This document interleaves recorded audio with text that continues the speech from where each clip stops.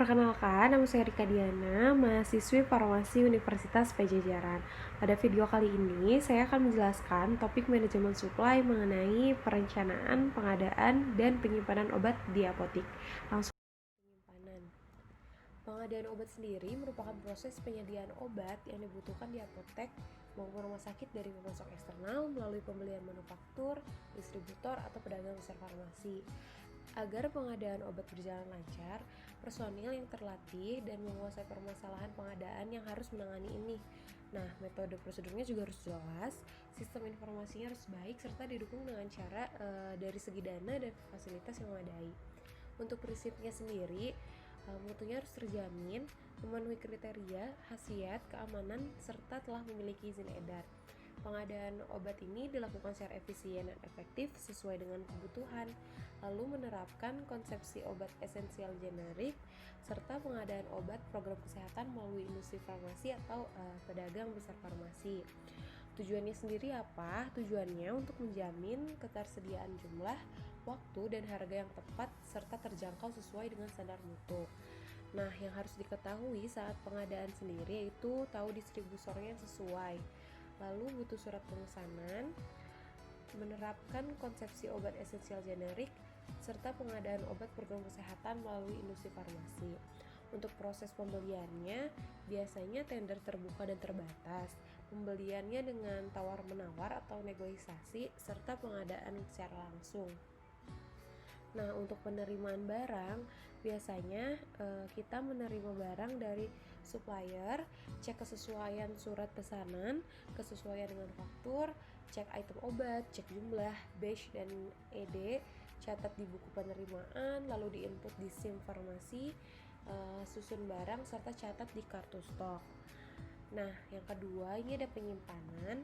Penyimpanan sendiri merupakan aktivitas menyimpan dan memelihara agar persediaan farmasi yang diterima itu aman, terhindar dari rusak atau mutu obatnya yang rusak, pencurian atau kebakaran atau hal-hal yang lain yang tidak diinginkan.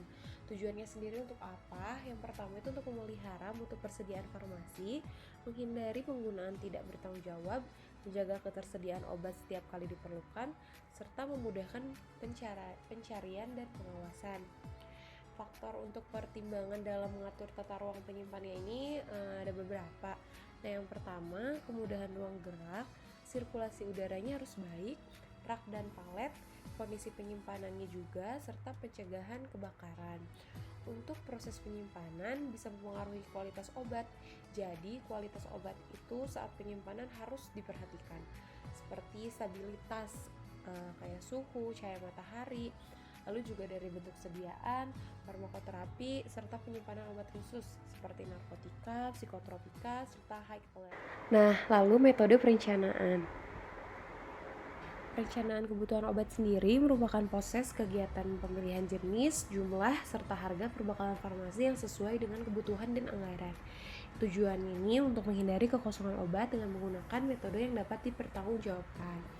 Nah, metodenya sendiri terdapat 3, yaitu konsumsi, di mana perhitungan kebutuhannya ini didasarkan pada data real konsumsi obat periode yang lalu dengan berbagai penyesuaian dan koreksi.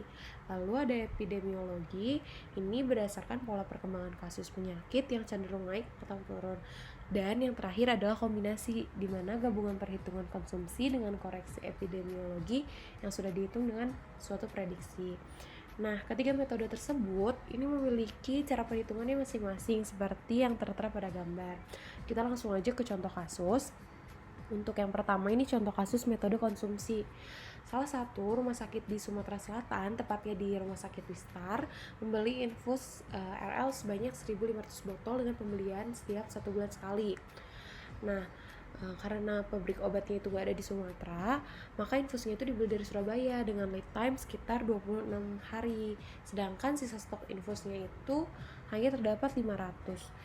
Harga infusnya sendiri untuk satuannya itu 12.000. Maka di sini kita hitung infus RL yang harus dibeli berapa serta anggarannya. Pertama kita hitung safety stock, itu lead time per jumlah hari atau bulan. Nah, Lalu setelah itu dikalikan dengan kebutuhan rata-rata waktu atau CA. Nah, didapatkan 1.300. Lalu untuk infus yang harus dibeli itu kita menghitung CT sama dengan kebutuhan rata-rata waktu, biasanya sih per bulan itu dikali lama kebutuhan, ini per bulan atau per tahun, ditambah safety stock dan dikurangi sisa stok. Nah, ini didapatkan 2.300 botol. Untuk anggarannya sendiri kita tinggal mengkalikan saja, didapatkan 27.600.000 rupiah. Nah, ini kegunaannya, dia itu untuk mengetahui kebutuhan perbekalan kesehatan suatu populasi masyarakat tertentu seperti obat KB, imunisasi, dan lain-lain. Serta untuk kekurangannya dan kelebihan. Nah, kelebihannya sendiri tuh biasanya mudah dilakukan karena tidak butuh data penyakit dan standar terapi. Untuk kekurangannya itu biasanya waktu yang dibutuhkannya itu lebih banyak serta aspek mediknya itu juga tidak dapat dipantau. Ini ada langkah-langkah, sebenarnya untuk langkah-langkahnya sendiri itu untuk ketiga metodenya sama. Jadi untuk yang pertama itu kita lakukan dulu evaluasi, kayak evaluasi rasionalitas pola penggunaan periode obat tahun lalu, evaluasi suplai obat periode lalu, evaluasi data stok, distribusi dan penggunaan obat periode lalu, dan pengamatan kecelakaan kehilangan obat. Lalu yang kedua ada estimasi jumlah kebutuhan obat periode mendatang dengan memperhatikan perubahan populasi cakupan pelayanan, lalu pola morbiditasnya, serta fasilitas pelayanan. Yang ketiga, kita ada penerapan perhitungan, di mana kita penetapannya itu seperti periode konsumsi, perhitungan penggunaan tiap jenis obat periode lalu, terus juga koreksi terhadap kecelakaan dan kehilangan. Yang keempat ini dilakukan koreksi terhadap stock out, dan yang terakhir hitung lead time untuk menentukan safety stock. Nah, lalu untuk contoh kasus metode epidemiologi, di sini ada contoh kasus di mana Kalimantan Tengah memiliki banyak wilayah hutan lebat. Nah, di sana tuh banyak pasien gigitan ular, seperti di wilayah Sampit yang cukup tinggi. Nah, RS Munjani ini di setiap bulan dia menerima pasien gigitan ular itu sebanyak 5 orang. Dan untuk standar pengobatan sendiri untuk penggigitan ular ini ada antibisa yang diberikan 2 botol untuk 1 hari selama 3 hari. Lalu ada asam traksenamat ini 3 kali 500 gram setiap injeksi selama 3 hari. Lalu ada ketorolac injeksi 3%, ini diberikan 2 ampul untuk seharinya yang dilakukan selama 3 hari, serta cefotaxime injeksi di mana 2 kali injeksinya itu 1 gram dan diberikan selama 3 hari. Nah, obat-obatan ini itu tinggal tersisa 1 di rumah sakit, sedangkan pembeliannya itu dilakukan setiap 1 bulan sekali dengan lead time-nya itu 1 minggu. Nah, untuk harganya sendiri untuk sekali pemberiannya itu adalah sekitar 600.000. Nah, di sini kita harus menghitung berapa banyak obat yang di standar terapi yang harus dibeli serta anggaran yang harus dikeluarkan. Nah, ini ada data-data yang harus kita beli, lalu kita hitung nih safety stocknya itu sama seperti yang tadi, lead time per jumlah hari atau bulan kali CE atau perhitungan standar pengobatan. Ini kita dapatkan sebanyak 7. Lalu untuk terapi pengobatannya juga ini adalah CE atau perhitungan standar pengobatan dikali lama kebutuhan ditambah safe stock dikurangi sisa stok. Nah, kita dapatkan 36. Serta untuk anggarannya tinggal dikalikan saja. Untuk yang harus dikeluarkan sendiri adalah 21.600.000. Nah, ada kekurangan dan kelebihannya juga. Untuk kelebihannya, perkiraan kebutuhan mendekati kebenaran dan standar pengobatannya itu lebih baik. Untuk kekurangannya, membutuhkan waktu dan tenaga terampil, lalu data penyakitnya itu lebih sulit diperoleh dan perlu pencatatan dan pelaporannya. Gitu. Untuk langkah-langkahnya sama seperti yang tadi telah dijelaskan di konsumsi. Lalu untuk contoh kasus metode kombinasi, di sini ada Rumah Sakit Munjani setiap tahunnya itu ada pasien yang menderita DBD atau demam berdarah. Nah, diprediksi sebanyak 100 pasien per bulan. Untuk penanganannya sendiri diberikan infus RL yang 500 cc itu 20 tetes per menit selama 5 hari.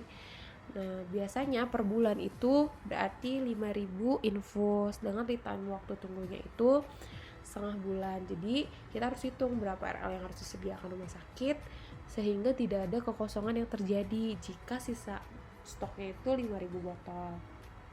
Nah, kita langsung hitung RL tadi 20 tetes per menit sama dengan 1 mili per menit dikali 60. Nah, lalu kita kalikan, itu kan baru buat 60 menit. Kita kalikan nih sampai buat sehari atau 24 jam. Dan didapatkan hasil 3 botol per hari. Nah, konsumsi untuk per bulannya itu 5.000 kan, seperti yang tadi telah diberitahukan. Maka RL yang dibutuhkannya, kita tinggal hitung aja 3 botol per hari dikali 5 dan dikali tadi perkiraan pasien per bulannya yaitu 100, maka didapatkan 1.500 botol. Untuk safety stocknya itu sama kayak yang tadi, ada beda sih dari rumusnya sendiri. Rumusnya sendiri itu ada lead time per jumlah hari per bulan atau bulan dikali kebutuhan rata-rata waktu per bulan ditambah perhitungan standar pengobatan. Nah, didapatkan 3.250 botol. Lalu untuk kombinasinya sendiri ini ada caranya dengan cara kebutuhan rata-rata waktu per bulan ditambah perhitungan standar pengobatan dikali lama kebutuhan, lalu ditambah safety stock dan dikurangi sisa stok, didapatkan sebanyak 4.750 botol. Sampai jumpa kembali.